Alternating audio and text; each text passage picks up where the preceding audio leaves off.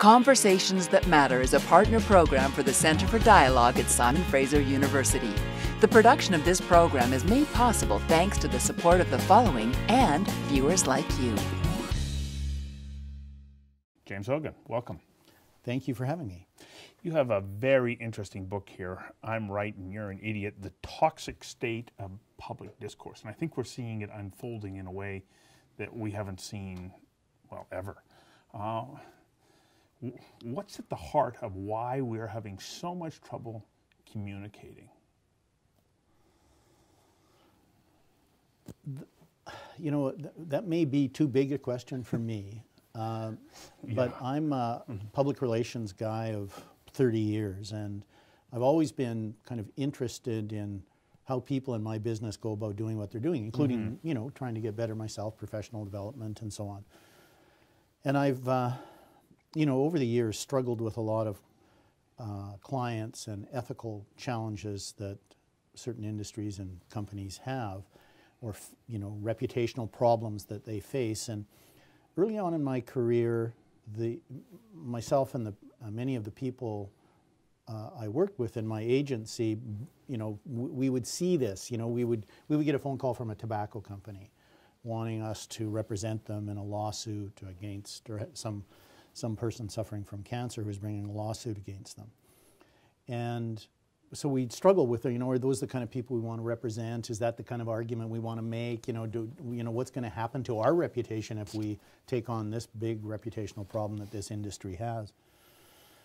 So early on, I decided that the issues management and crisis management business that I was in, the public relations business that I was in, was ultimately a character test. And that the best way to have a good reputation, to develop and maintain a good reputation, is you do the right thing, then you work to be seen to be doing the right thing, and you don't mix those two up. Well, then you don't have to spin anything. Yeah, and it's not like, you know, we don't have differing opinions, or, you know, we don't have to make strong assertions or convince people or persuade and so on. That's, I think, you know, an important part of my business is the kind of passionate kind of debate and conversation. But more and more, we have industries that have a lot of trouble with their products. You know, the oil and gas industry, the coal industry, the fossil fuel industry.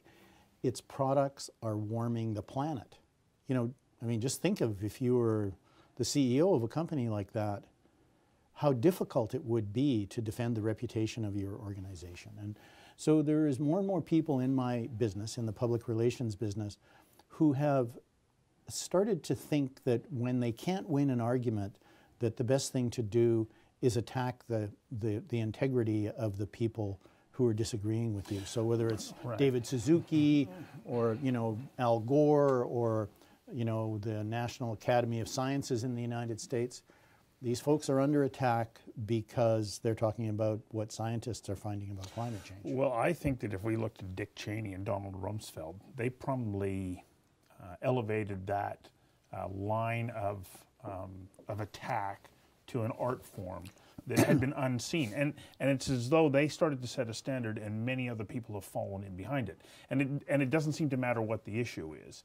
I don't like you, so therefore, or I don't like what you stand for. What I'm going to do is I'm going to take one element of what you say, I'm going to distort it, and then I'm going to attack the distortion. And now I create a debate. Yeah, and if you're not making a mistake and stumbling, I'll make one up for you. And, you know, I interviewed Noam Chomsky for my book. And Chomsky said, the technique is this: if you're having difficulty with an argument, you're on the wrong side of an issue, shriek, call people names, attack them personally. You know, do anything that you possibly can to raise hell so that you don't actually have to deal with an argument that you're having a lot of difficulty making. And so I think what we're seeing is a lot of that. And I think you're right that it is something that has been developing, and I just see it more and more. And certainly it's not just in the environmental world.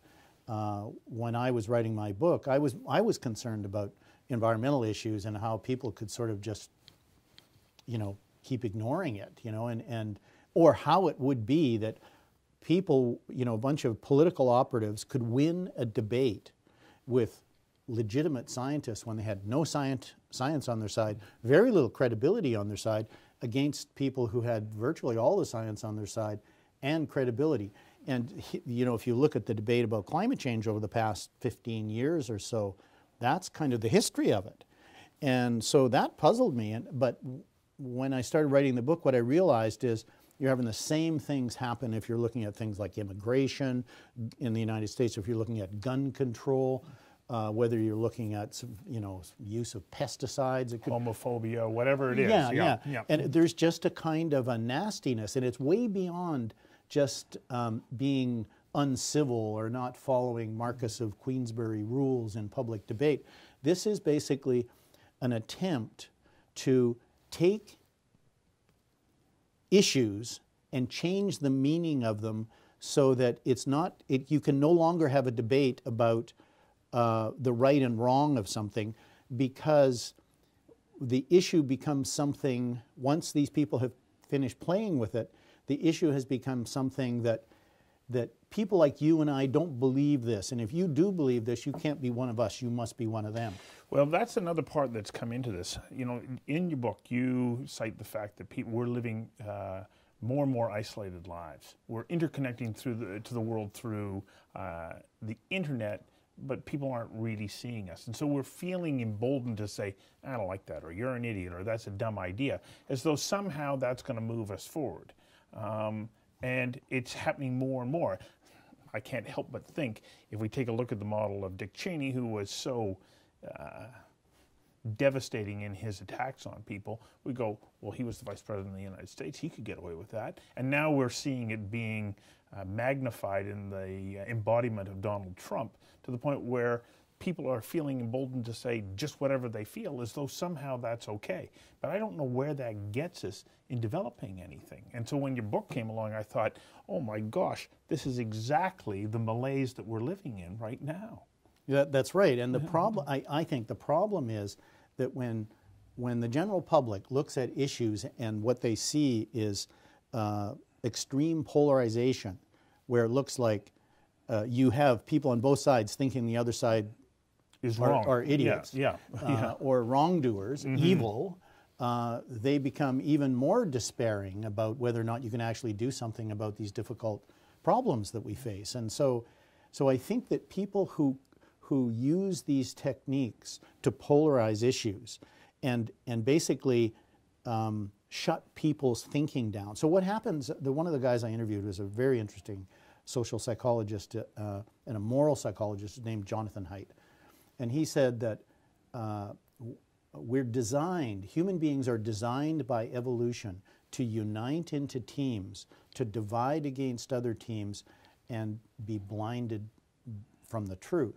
So what happens when you tribalize issues, then open-minded thinking shuts down. And it happens on both sides. It's not just the right, it's also the left.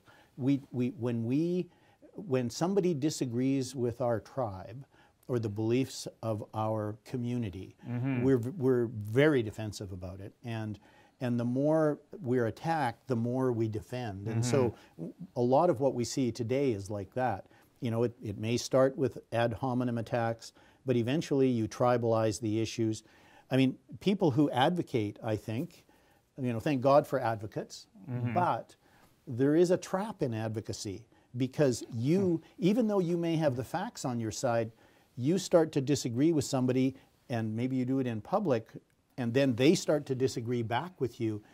All of a sudden, it's not just that they're wrong, they become a wrongdoer. And then before you know it, after a while, it's you're David and they're Goliath. And you're attacking one another, right? That's right. It's a fight between good and evil, and defeating the person who's disagreeing with you and humiliating and steamrolling them becomes more important to you than the actual issue that you started. Because it becomes personal. Exactly. It's personal, and it's emotional, and and these forces are just as powerful in human beings as Carol Tavris told me. She wrote a book called Mistakes Were Made, But Not by Me. A really interesting social psychologist, and she said these forces of self-justification are every bit as powerful as thirst and hunger. And so you end up having these arguments that actually aren't about the evidence. They're not really a debate. And so all of this kind of bluster that you see is it's not like overdoing the debate. The debate's not even happening. We've actually eliminated, we don't even have the space anymore for the conversation or the debate. Right. You know, you were talking about how people separate into tribes and they stop being able to hear the truth. And I'm reminded of a quote from Nazi Germany about Hitler, who apparently had said, and it's terrifying to hear this, and to quote Hitler, "I lie to them because they want me to." That's right. We want to be misled. Because it reaffirms the belief system. And so, and I think it's particularly true when when what you believe is really false, because false beliefs, you have to be, it's like a full-time job to deny the information that is sort of invading your set of false beliefs. And so when you and your team, it's called motivated reasoning, where you're sort of selectively looking for information that just reinforces what it is that you already believe, that is a form of denial, where you're basically, you don't want to be open to being challenged, because people like to think of themselves as smart and good and above average, and not the kind of person who, would be the way what they're being accused of, right? And so there's strong kind of emotional and psychological responses that we're seeing at play here.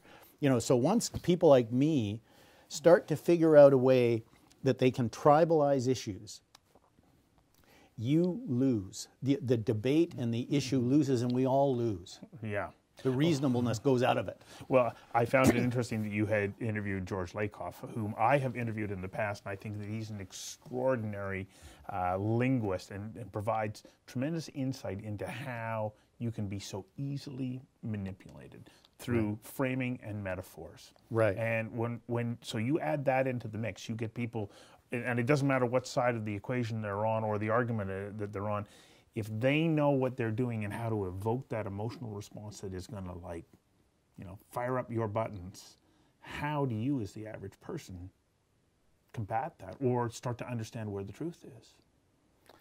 Yeah, I know, but for me, I kind of part of the way through the book, when I started the book, I was thinking about this problem outside of myself, right? So I was sort of thinking of it as a problem in the public square, and me being, someone who's sort of an observer and like a small participant in this. But as I kept talking to people, talked to the Dalai Lama, talked to a lot of spiritual and kind of moral leaders, I started to realize that something Peter Senge said to me, the quality of an intervention is determined by the inner quality of the intervener. And I kept hearing that lesson in different ways. Take the board out of your own eye before, you take the sliver out of somebody else's. Karen Armstrong said to me, remember what St. Paul said, charity takes no delight in the wrongdoing of others. And, somebody else said to me, you should remember you too could be unknowingly under the influence of bias. You could be wrong. And so I start to think like, whoa, so it's not like I'm some kind of innocent observer in this whole thing, right? And I started to look at that part of it and realizing that even if you do have the facts on your side, even if you know that what you believe that what your position is the morally right position, it's a good idea to sort of hold your beliefs lightly and to try, even if people don't deserve it, in your mind, to assume that people are well-meaning and that they're not evil. Because I don't think most people are evil. I mean, there may be some really bad, there's Dick Cheneys around, and we can't be stupid. Right. But at the same time, I don't think most people are like that. I agree with you. And so I think if you can kind of show someone that you're kind of willing to be open to what it is that kind of questions your views and maybe respects theirs a bit, then I think the conversation can start as opposed to it just being kind of a gridlock. I'm reminded, I saw Bill Clinton speak here back in 2001, shortly after 9/11, and he was talking about the nature of truth. And he said, you know, most of us organize our lives in silos. You know, I'm a man, you're a woman, I'm a lawyer, you're a doctor, I'm this, you're that, I'm a liberal, you're a conservative, and so on. And he says, so we've got all these silos. And he says, why do we do that? We do it because it makes it easier for us to navigate the lives that we've created for ourselves. He said, but then there's all this other stuff that's in and around those silos, between them, above them, and below them. And in that is the richness of life, and you start to be able to understand other perspectives and broaden your own horizons. But oh my gosh, is it ever hard to do? Like, I started this show for that very reason. I went, well, I actually want to talk to people. I don't want to hear sound bites. I don't want to hear spin. I want to talk to people, and I want to talk to them from different perspectives. When I talk to somebody who's on one side of the spectrum on an issue, all of a sudden I get people over here telling me, you're too soft on them, or you shouldn't have them on your show. And then the other way around. And so, as you pointed out, everybody has this challenge. How do I open myself up and listen to someone else? It's tricky. And it's very, for particularly somebody like me, I think I'm a particularly good example of the problem that I. How so? Well, I think I mean, I started a blog called Desmog Blog that kind of goes after people who are trying to misinform the public, in my view, about climate science.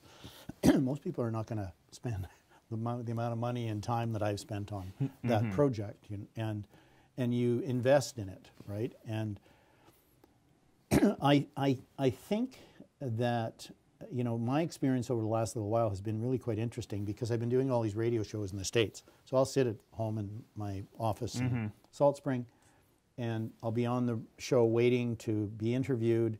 And this one, about a month and a half ago, all of a sudden an ad came on, and it was, yes, and Glenn Beck will be on in an hour and a half, blah, blah, blah. You can ask him. And I thought, what the hell kind of radio show is this? So it turns out it's like a, you know, rolling into work, right-wing radio show, like highly partisan. And I thought, whoa, this is probably not going to go very well for me. And so these two guys just peppering me with these questions. And we got along fantastic, because they agreed that we have basically polluted the public square to the point where you can't have a healthy debate. Yeah. And so I thought, wow, that's a huge step forward. For me, it was like a big lesson, you know, that it's not just the, you know, people, you know, I don't consider myself a left of center person. I'm concerned about environmental issues, so people assume I am. But I mean, I've been a corporate PR guy for far longer than I've been on the board of the David Suzuki Foundation. And so, you know, maybe I'm a little bit more open to right-wing type of ideas. But I think that spending time with people that you really disagree with, deeply disagree with, is probably a thing we should be looking for. A friend of mine said to me, she said, what's the point of hanging out just with people who agree with you all the time? How are you ever going to learn anything new? Right. She said, you're better off locking horns with somebody who goes, you're full of it. They force you to learn new aspects of your own argument, as well as look at life from a different perspective. And you're just saying that's exactly what's happening to you. That's exactly right. Yeah. And so there was a point there are two things that happened, two interesting, I don't know how much time we have left, but do we have enough time? 4 or 5 minutes. Yeah. Okay, well, just two quick stories. There were big lessons for me in the book. So David Suzuki and Gregor Robertson and I, a couple of years ago, spent an afternoon at UBC with a Vietnamese Zen Buddhist monk named Thich Nhat Hanh. And he's very famous in Buddhist circles around the world, and he was a very good friend of Martin Luther King's. He's in his early 80s, but sharp as a tack. And we were sitting down talking, and he was saying to Suzuki and I and to Gregor that we needed to bring meditation into our work with environmental issues.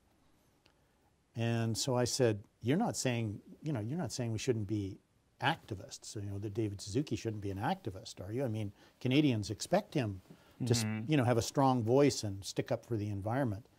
And he looked at me and he said, "Speak the truth, but not to punish." And I remember thinking, whoa, it was like somebody punched me in the solar plexus. I thought, whoa, like, wow, that. And then as we were walking off the stage afterwards, because there was a small audience there, my wife was in the front row and she said, "You heard what he said, right? Speak the truth, but not to punish." And I think there's an enormous lesson in that. Certainly there is for me. Yeah. That it's great that we have these debates and disagreements, and that we participate in democracy. The last thing we want is people not to care, not to get involved. But we have to be really careful in the way that we treat people who are on the other side of the argument, because there are ways that if we're too aggressive, that we can actually undermine the very democracy that we're trying to participate in. Right. So to me, I think it was a great. Now, so the other one was with the Dalai Lama, and I was in Dharamsala, and we had just had this great conversation, and we're standing up at the end of the interview, and somebody shut the TV camera off, and he reached over and tried to touch my forehead with his finger, and he said, "We like to think the Western mind is more sophisticated, but he said, oh, in Tibet, we operate from the heart." And I think that may be stronger. Maybe if we take the Western mind and the Tibetan heart together, we can start to deal with some of these problems. Now, your next book is how do we move to one of reconciliation or being able to get along? Yes. So that's a little bit, you know, I think a good starting point is assuming that people who disagree with you are well-meaning. And I couldn't agree with you more. Unfortunately, we're out of time. Thank you for doing this. Thank you. Yeah.